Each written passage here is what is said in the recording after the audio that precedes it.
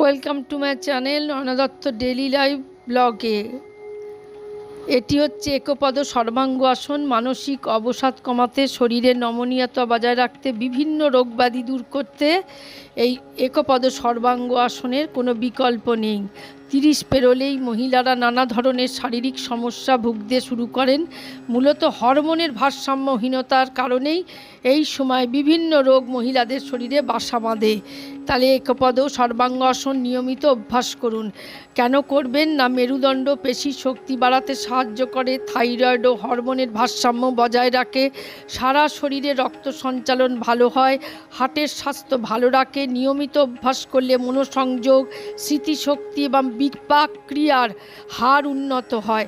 যাদের slip disc আছে তারা করবেন না। মাইগ্রেনের সমস্যা আছে যাদের, রেটিনার সমস্যা আছে যাদের, তারা এই আসন না করাই ভালো।